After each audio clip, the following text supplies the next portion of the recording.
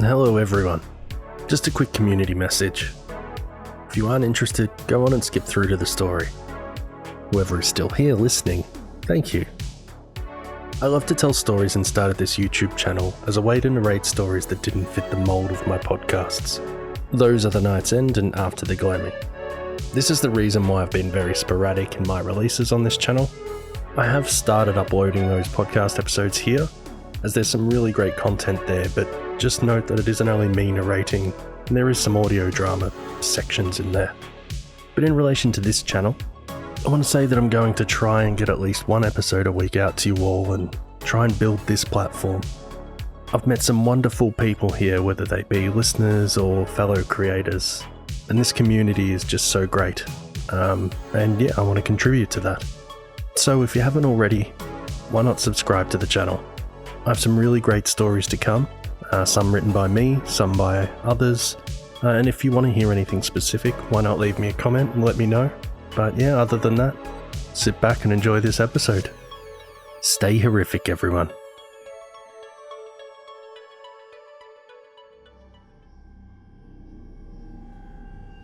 There is Something Wrong at the Edge of America, written by Girl Who Hates Horror.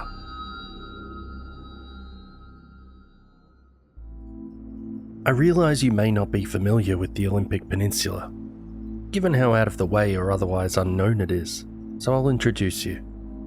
The peninsula is the farthest western point of the contiguous United States. It's dominated by the Olympic National Park, the Olympic Mountain Range, and of course Mount Olympus. It is home to sprawling primeval forests and one of the only temperate rainforests in North America. This makes it a popular spot for hiking, climbing, and kayaking. It's also a UNESCO World Heritage Site, though I won't pretend to know what that means. The peninsula is only a 2-hour drive from Seattle, but I suppose because of Puget Sound, a vast oceanic inlet separating the peninsula and western Washington, it remains relatively uninhabited, except for us, of course. Far south of Port Angeles, in a deep valley, is a small collection of settlements deep in an untamed valley. That's towns built by hermits, rich family men who wanted to make a tourist attraction, and doomsday preppers. This is the North Forest region, and it's doomed. Of course, this community has been dying for the last 50 years. No normal person just has the money to start up and run a town anymore, and the idea of weird reclusive settlers potentially building illegal infrastructure and dumping sewage in a beloved national park makes governments testy. Such a strange place allows for stranger stories, such as the man who returned himself to the earth by squeezing into a cave, or the tall hiker, or just plain old Bigfoot. And at the risk of being self-aggrandizing, the strangest story is the series of events I've decided to share. December 8, 2025. The first day I began to be uneasy. It seemed like it had been raining non-stop since June. I didn't even know the sky could hold that much water. I didn't open the curtains. Not that it would change the amount of light coming in. I panic ate an orange to stop the sweat and shakes, and went rooting for a real breakfast. I pulled a Tupperware from the fridge. The label on top indicated it was a salad from 2 days ago, and held it to the light. I could stomach some wilted greens, soft, mushy croutons. I didn't have anything else, and beggars can't be choosers. I almost dropped it. The entire side of the container was splotched with mould, thick and uneven, blooming in colours of white and grey. Sickness churned in my stomach as I stared into the decay. I imagined the mould creeping across my fingers and flinched, tossing it onto the counter. Fuck me, I shivered. I pulled out my phone and googled how to clean mould out of plastic. I didn't want to throw away a perfectly good Tupperware just because a salad had spoiled fast, but nothing was loading. My reception was flashing between SOS and no service. I wrinkled my nose and, holding the container as far away from my body as I could, dropped it in the trash. I left my room above the bar, clattering down metal stairs and splashing into a puddle. My boots sank into the muddy slurry. I looked out towards the horizon, and my eyes darted up, up, up, climbing from tree to ancient trees that were painted onto the sheer mountain face. That which seemed like a solid wall curved up and over my head, disappearing into a rolling grey mass. The clouds were light and dented, cotton with an internal glow, and only a few raindrops a second splashed down onto my face. A beautiful day. I'd been mopping up mud that customers had tracked into the general store when something bumped into the glass door. A deer with its 2 kids. It stared at me with big black eyes. "Oh, hi," I grinned. It stared aimlessly at me, nostrils twitching as it smelt the grass. There was a clatter behind me. A customer glowered at me from around the shelf. It was dripping water all over the floor, and his hood was up. He shushed me, whiskers twitching. "Don't talk to animals, freak." I narrowed my eyes and went back to mopping, dunking the mop in the bucket, watching the dirt wriggle through the clean water. I glanced back at the deer, which nudged its kids and walked off. December 15th. I was out in the garden, knees and hands caked in mud, my sleeves rolled up even as cold rain pelted me. Even with my hood up, my hair was wet and stuck to my eyes, so I kept pushing it out of the way with the backs of my dirty hands. It had been raining non-stop since June. Not even a small flurry of snow to interrupt it, though that was fine, I suppose. Climate change was a thing, and usually snow comes in January. I dug through the dirt, plucking a plump worm out of the soil. I smiled and dropped it into my bucket of dirt. I needed worms for some winter fishing. I dug a little more and plucked another worm out, and another. I set the trail aside and began moving the soil with my hands. Didn't want to cut all these guys in half. I moved the handful of wriggling soil, and something in my gut turned. The bottom of my hole was just filled with skin.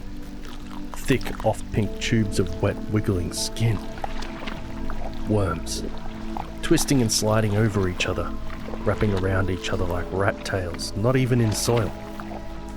I grabbed the trowel and moved more dirt gingerly, my face in a grimace. I cleared a large area around the original hole. The whole bottom of the garden box was just worms. A record-breaking amount of worms. Something a crappy Fox affiliate would write an article about. They just wiggled over each other, avoiding the soil. I wiped my hands on my coat and pants slowly. Fumbling my phone out of my pocket, I took a photo. The flash was on, brighter than the natural sunlight. For a second, all light was contained to that single cone. The shadows were disgusting. Dark anti-worms writhed over their real brothers. December 16th. I had a cold, so I didn't go out much that day. I stayed inside and read Jeff Vandermeer's Annihilation. I was woken up by cars going by every couple of minutes. I checked out the windows. Pickup trucks. Their brights danced through the trees and cast strange faces on the mountain walls. The sky was a black void swallowing the peaks of the mountains. Clouds so thick that neither stars nor moon cut through. I closed the curtains in a huff. There was a clatter at my door. I froze, sucking breath and all sound into my lungs, holding it until a cough almost forced its way out of me. In the silence I heard scraping, slow, deliberate. High-pitched and screeching, occasionally interrupted like a ball rolling down a rocky surface. I moved slowly and cautiously. I went to my bed and retrieved the handgun from the nightstand. The cold metal in my palm did nothing to quiet the pounding in my head. Counting my breaths, I loaded it and, with a wince, cocked it. I walked to the front door and closed my eyes for 10 years. Was imagining some horrific man, face like wax, eyes like a predator, pressed against the window and leering. Logically, I knew it would be a raccoon or bear, but I didn't own a gun because it was easy to make me feel safe. The scraping again. I peeked out the door window. There was a buck, full proud antlers cast twisting, spindly shadows on the ground, its teeth around my metal handrail. It wasn't gnawing exactly, but scraping back and forth. My eyes watered. I pounded on my door. "Hey!" I shouted. "Screw off!" It stopped. Its pupils shrank. "Get out of here! Go on!" It let go of the handrail, metal dust falling from its mouth, glittering in the porch light. It looked at me. It saw me. Slowly, it turned and walked away.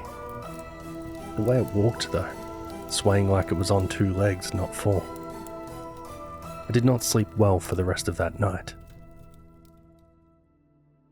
December 18th. Throughout the last day and a half, the valley was rocked with the crack of rifle fire, coordinated and constant, expanding from somewhere in the far forest before ricocheting off the mountain walls and cloud ceiling. The clouds, they pressed down upon us like a lid, perfectly flush with both sides of the valley. There were no imperfections anymore, no divots or puffs or curves. The sky was smooth, flat, and featureless. It sat so low that it erased the upper slopes of the mountains entirely, swallowing them whole along with the sun. Things like noon and dusk were indistinguishable, aside from the slow dimming of the light. Pillars of smoke drifted lazily up from the forest, maybe 12 or 20, rising in slow, straight, expanding columns without twisting or thinning. There was no wind to stop the columns from connecting to the ceiling. They were holding up the sky. I didn't want to go outside anymore. I sat on my bed, tapping my foot, holding my gun in one hand and thinking about writhing shadows.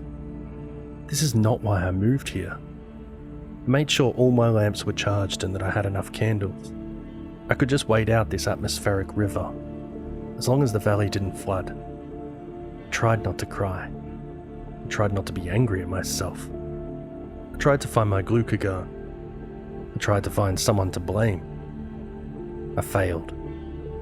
Reluctantly, I answered the knocking at my door, the sound muffled by the incessant drumming of rain. It was a man, David, I think, one of the many, many hunters in the valley. He had his hood pulled down low. I couldn't see his eyes with the way he angled his head. Rain lashed at his back in thin sheets, sliding off the waterproof coat and dripping in sharp arcs onto the threshold. He shifted around, blocking the weather itself from getting inside. He pulled down his surgical mask to speak. "I heard you had..." He kept choking up. Couldn't be the gun in my hand. He had his own slung over his shoulder. "A lot of worms." "Yeah, but not anymore. I got rid of them." "Oh. Well, you stay safe." I went to close the door. He pressed a glove hand against it. "Will you be coming to the bonfire tonight?" "Bonfire?" "Yes, celebratory." "Oh, you sure that's safe with the storm?" "We're sure." I still couldn't see his eyes. "Well, I'll think about it." He turned abruptly and clattered down the stairs. His hands balled into fists as he took a sharp turn around the concrete wall and disappeared. He had left mud where he had touched my door. The world dimmed as somewhere above the clouds the sun set. I moved slowly towards the largest gathering of people I had seen in a very long time. There were maybe 40, 45 gathered around a bonfire roaring in the downpour, the only source of warmth and light in the starless night. Sparks twisted up from the fire, hovering feet above it, twinkling in the blackness before winking out. Rain pelted the ground, making every shuffling, unwilling step forward I took treacherous. I pointed my headlight out towards the river. Despite the raging storm of the last few months, the water level hadn't risen much, if at all. In fact, the river was completely calm, almost unmoving, the glassy water reflecting the all-consuming void above. I turned to the fire. People shuffled around, heads down, hoods pulled low. Most were hunters, with the stupid camo jackets and rifles slung over their shoulders. Did not see their faces. The fire hissed and popped, and rain splattered against coats, but the hunters did not speak. I wheeled my hand off of my gun. There were pop-up canopies, but nobody stood under them. I got closer. Hidden from the rain were 5 rectangular shallow pits, uniform and equally spaced. At the bottom of each pit was a layer of tinder, laid like log cabins. Also under the canopies were jugs of gasoline. I wheeled my hand off of my gun. 2 pickups roared up. I hadn't noticed their approach. The rain was falling even harder. Everyone turned to the trucks. The tailgate was popped, and a hunter retrieved a large and bulbous item, slinging it over their shoulder. They moved towards me, towards the pits, and as they passed in front of me, the firelight caught the object just the right way, illuminating it. It was a doe, its fur long, like a dog's, and patchy, bone white. Firelight made it glow against the encroaching darkness. Where there was fur missing, I could see individual pores in its skin, oozing a reddish black tar. Then its head passed across my eyeline. I could clearly see its teeth, pressed tightly together, frozen in death. My God, I could see its teeth. Its mouth had been brutalized, lips and cheek torn away, revealing gums and teeth, and skull underneath, all sticky and caked in tar. A half-lidded eye stared at me. I drew my gun. The hunter dropped the doe into the pit, and more followed. So many more. "You should leave," the man from behind me whispered, almost whimpered. I turned. He was wearing a full-face respirator. The plastic was fogged and streaked with rain. I could see the fire in the reflection. The fire standing completely still. "What did you do to those deer?" I was crying now. Who the fuck cares? They're sick. He placed his hand on my shoulder. "You should leave." I need to leave. December 19th. I dreamt of my old suburban home, of men with guns standing out on the lawn and under the orange tree. They had these things like sharp hooks connected to rope. They tossed them through the windows, glass shattering. I heard my mum scream. The hooks flew at me, biting onto my arms and legs, pulling me down the hall and through the window. Men with guns were dragging me through the woods, into the wetlands. They weren't men, they were just boys. I dreamt of them poking me, giggling, playing with my hair, trying to win my favour, giving me beer and a dog to pet. They were shooting their guns in the air, whooping and hollering, as my little legs ran through the marsh. I snapped my ankle in a watery hole and fell face first into a bear trap. The power was out. A notice on my door informed me that the anaerobic digester that powered the valley had simply stopped digesting. It felt like someone had just broken every one of my ribs individually.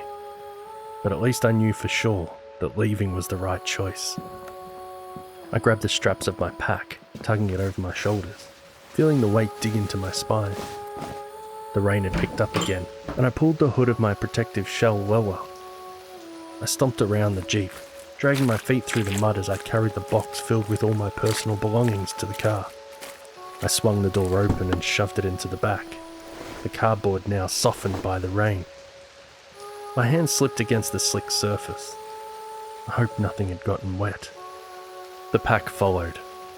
I swung it off my back and onto the passenger's seat, crawled over the bag and behind the steering wheel, then reached over and slammed the door shut. I gripped the steering wheel tight, letting out a long, slow breath. I slid the keys into the ignition and turned. Nothing. Just the whining click of a dead battery. My arms felt like jelly. I took 3 deep breaths.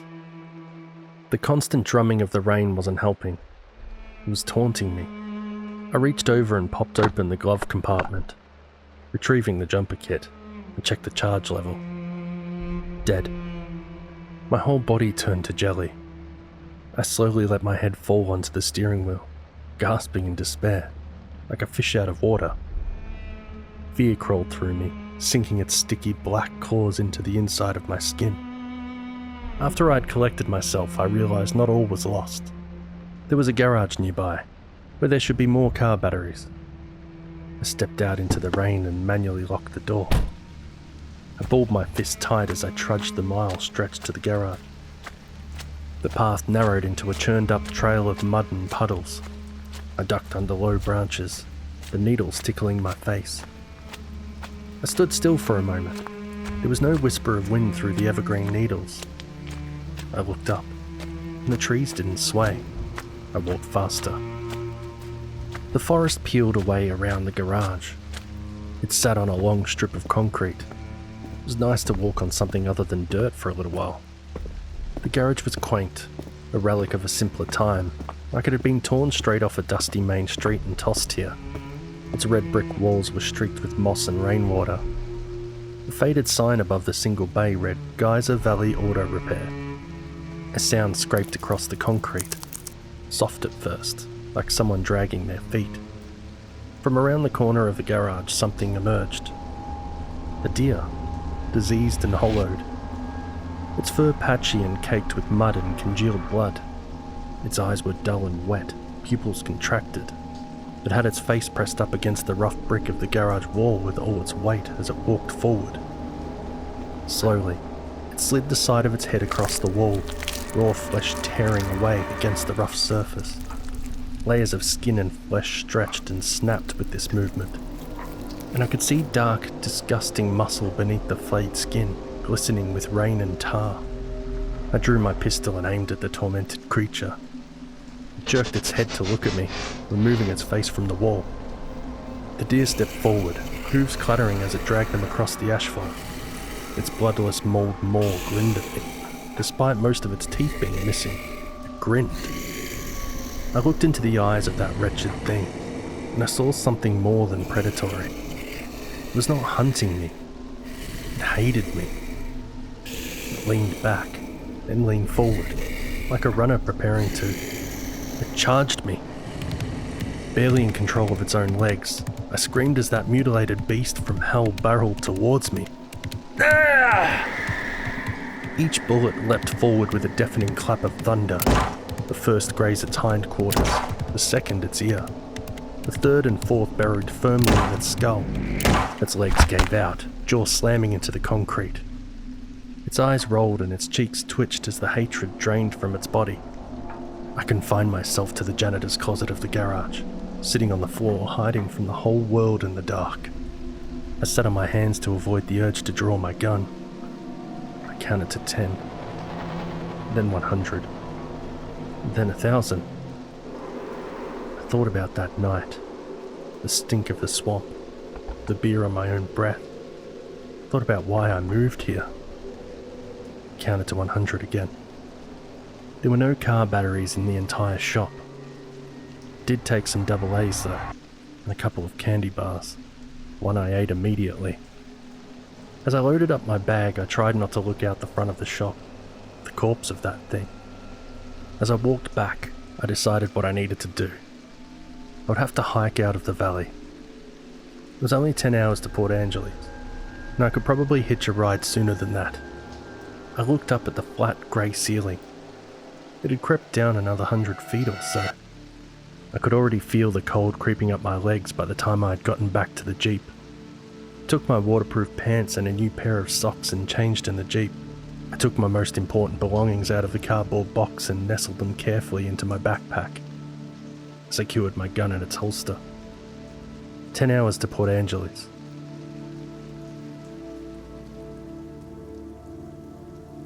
The rain was calm and drizzly. The most calm it had been for months, and the thick trees shielded the trail from most of the rain, giving me some nice solid ground to work with. I decided to walk as far away from the river as possible, because while it should have been crashing over rocks and rapids, it stood completely still. I tossed a stray maple leaf into the river, and it sank like a rock.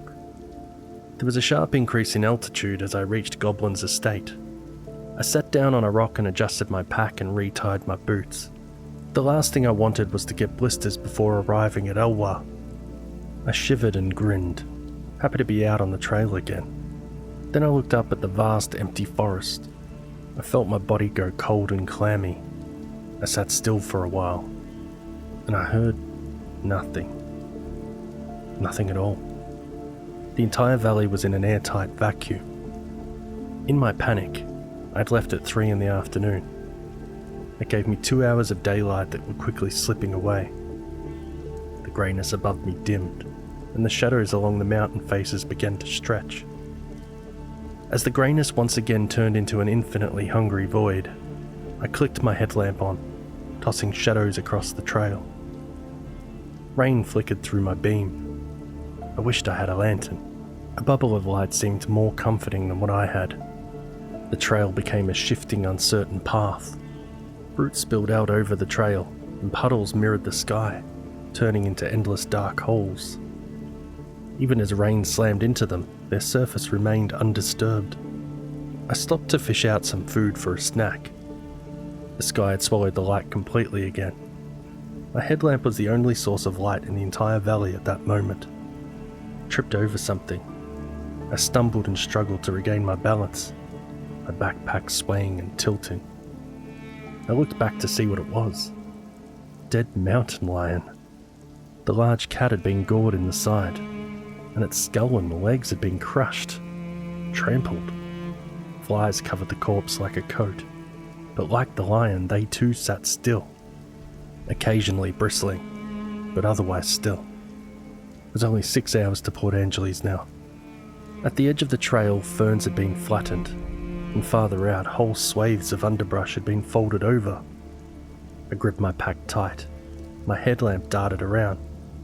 Every time I cut through the darkness on one side of the trail, the wrenching in my gut said something horrific was happening on the other side, and I twisted my head to make sure.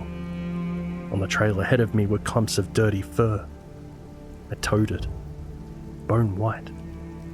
My whole body was shaking as I kicked up my pace a notch. I clenched my fists so tight I left dents in my palms through my gloves. The only sound I could hear was the rain, the squelch of mud, and my thoughts thudding in my head. My skin prickled and I wanted to tear it off. And one other noise, the rustling of leaves, heavy panting that wasn't my own. I turned, slowly, very slowly. 2 eyes glistened in the dark. I turned more. 2 pairs of 2 eyes. 5 pairs. 20.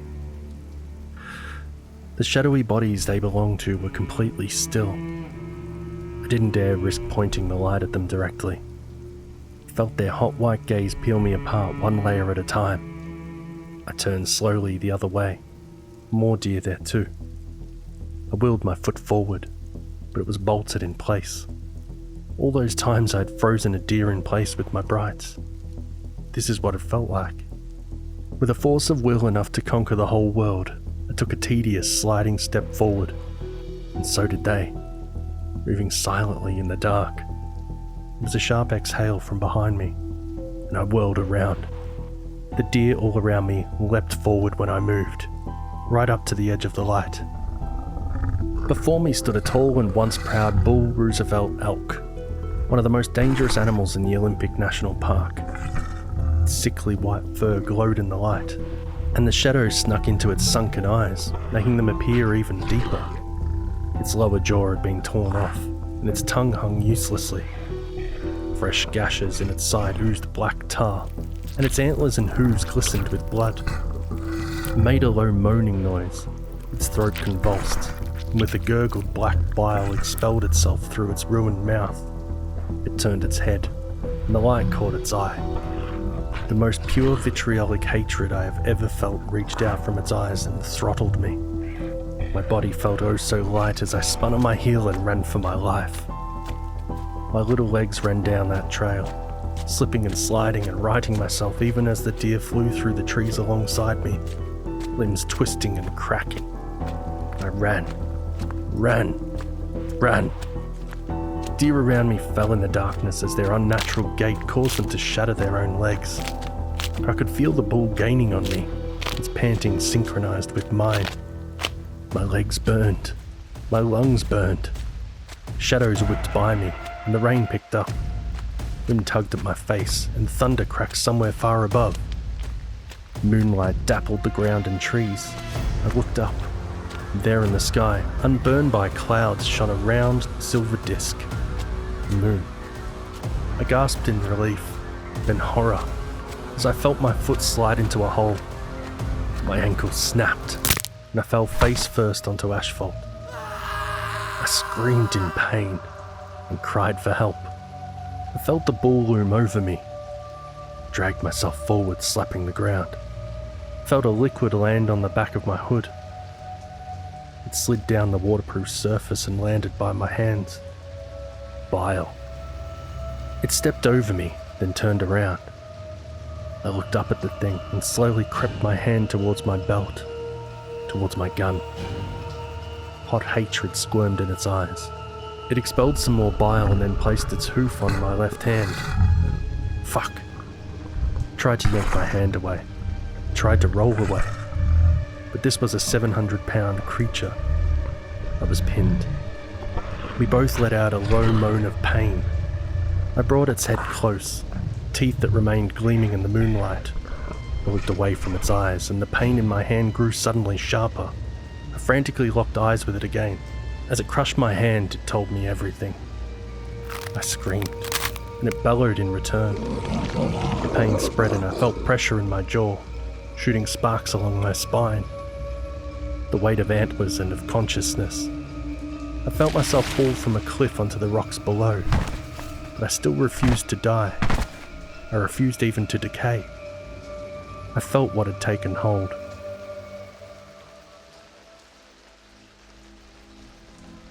In the deepest forest that festers in that dark soil, untouched by sun, unmolested by man, there are no drying winds, cleansing fire, or winter to arrest its growth. And so it grows, learning through deer and moss and all the green things. It is black mold in a child's bedroom, a dog trapped in a crawl space in the summer. Life without interruption curdles into resentment of all other life. There was shouting and gunfire. The bull darted away. People picked me up, took my pack. They splintered my ankle and called an ambulance.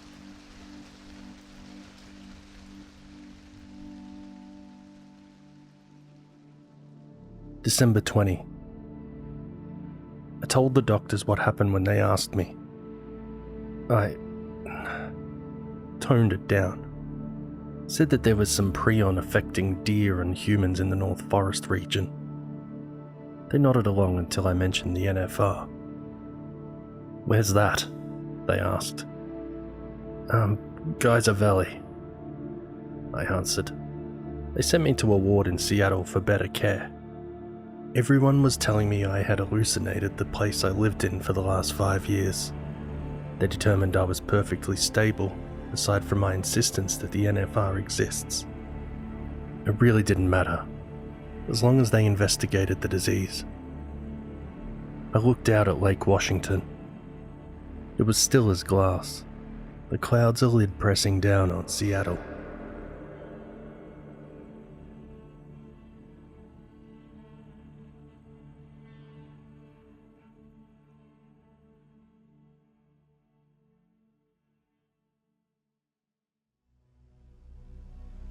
Thank you for watching this video. If you enjoyed it, don't forget to subscribe, comment, share and like, and press the bell to get notifications when new videos are uploaded. If you have a story that you want Jimmy Horrors to read, send it to jimmyhorrorsnarrations@gmail.com. Until next time, stay horrific everyone.